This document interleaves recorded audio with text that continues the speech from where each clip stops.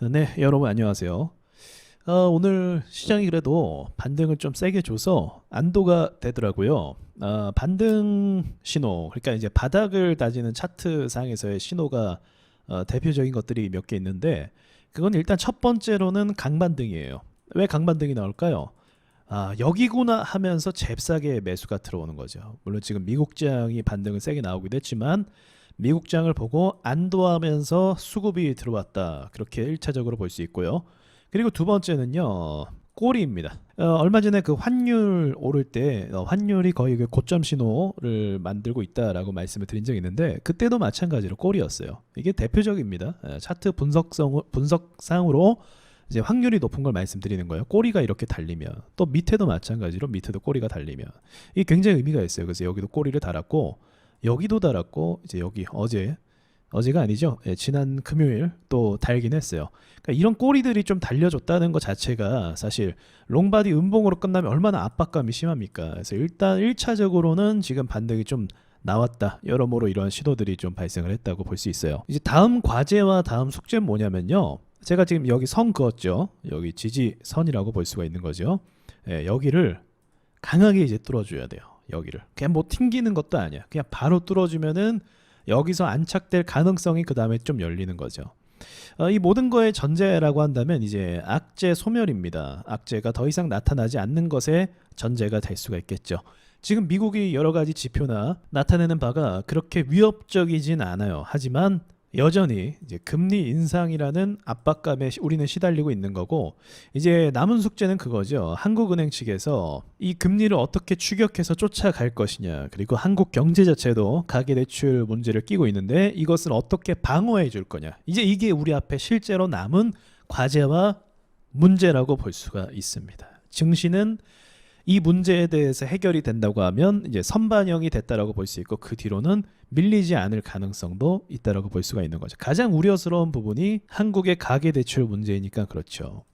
그러니까 지금 사실 여러 가지를 흔들 만한 변수가 사실 굉장히 많기도 해요. 그래서 아직까지도 사실 고작 이거 반등 나왔다라고 안심할 게 아니라 1차적으로 그냥 차트상으로는 강반등이 나와서 괜찮다 이렇게 얘기할 수 있지만, 대외적으로 봤을 때 이 변수들이 사실 굉장히 많죠. 러시아도 마찬가지로 지금 뭐 핵을 어쩌고저쩌고 하면서 이야기가 나오고 있잖아요. 이런 부분들이 종합적으로 투자자들을 심각하게 압박하고 있다라고 볼 수 있습니다. 자, 이 압박은요, 근데 앞으로 우리가 계속 끼고 갈 거예요. 압박이 이제 사라지는 시대는 끝났습니다. 앞으로 중국과 미국 간의 갈등과, 그리고 중국이 러시아 사태가 조금 진정되고 본인들도 경제를 좀 챙기면 곧바로 대만에 대한 어떤 문제를 제기를 할 겁니다. 그러니까 또 갈등 사태가 또 고조가 되면서 이제 대만을 둘러싼 미국과 중국 간의 경쟁, 그리고 일본도 여기서 이제 끼어들 거예요. 우리나라도 끼어들 수밖에 없습니다. 이제 당장의 일은 아니지만 앞으로 벌어질 확률로 봤을 때 굉장히 높은 확률로 대만에서의 어떤 문제가 발생할 가능성도 있죠. 그러니까 이 압박을 받는 시장은 계속적으로 이어질 가능성이 높다. 그리고 지금 가장 심각한 문제는 사실 증시나 뭐 대외적인 부분도 그렇지만 뭐 중국이나 일본은 이렇게까지 폭락 안 했잖아요. 무엇이 가장 큰 문제다? 공매도가 가장 큰 문제예요. 근데 지금 제가 기사를 계속 검색해 보니까 이 공매도가 만들어 놓은 결과, 지금의 이 모습, 여기에 대해서 심각성을 이제는 많이 인지를 하는 것 같더라고요. 정부 차원에서.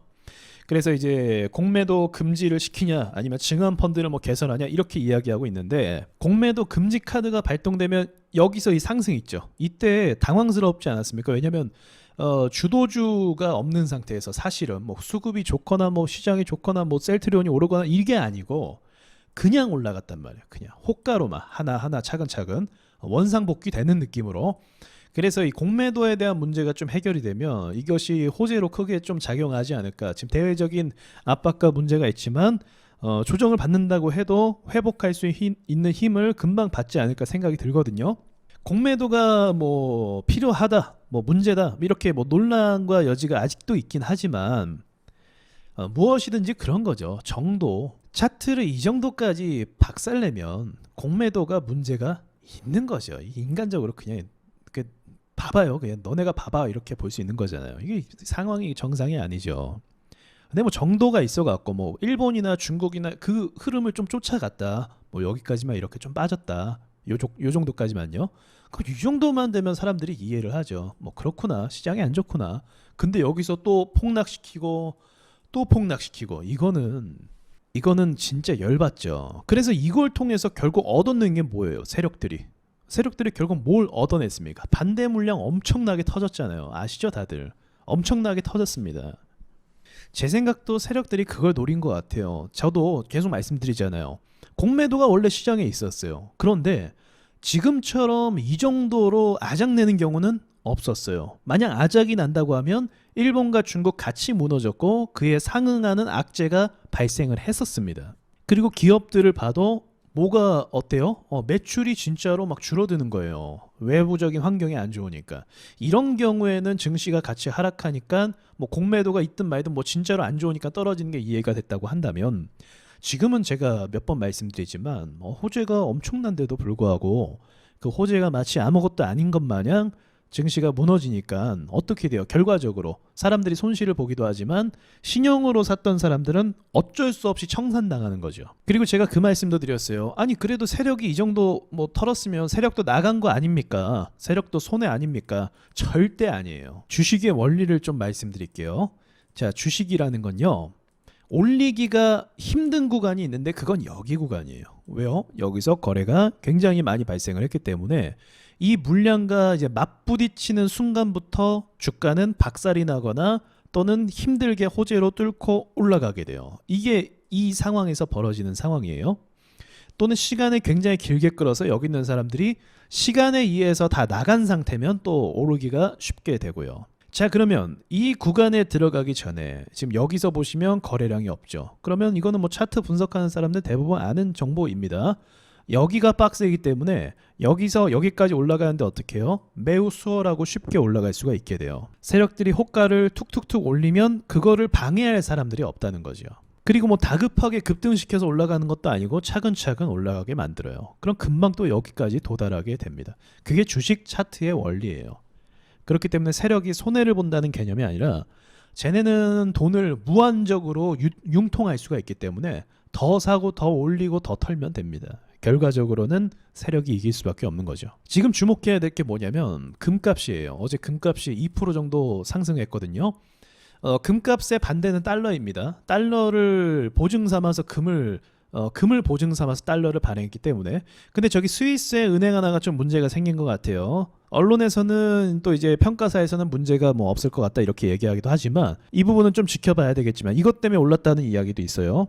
근데 어쨌든 금값이 오른다는 것 자체가 달러에 반대가 되기 때문에 달러도 더 이상 오르기가 힘들다라는 걸 어쩌면 반증하는 부분이 될 수도 있어요. 그리고 이제 금리가 또 오르게 되잖아요. 미국 금리가. 그러면 또 이 우려감 때문에 일시적으로 달러가 올랐는데 금리가 오르게 되면은 다른 나라는 아무것도 안 하진 않아요. 방치하진 않는단 말이죠. 그래서 그 기간 안에 어떠한 조치와 일들을 행할 가능성이 높습니다. 그래서 그 조치가 뭐 엄청나게 옳은 조치다, 뭐 문제가 없다 이런 걸 떠나서 뭔가가 조치가 된다니까 지켜볼 여지가 있다라는 걸 말씀드리는 거예요.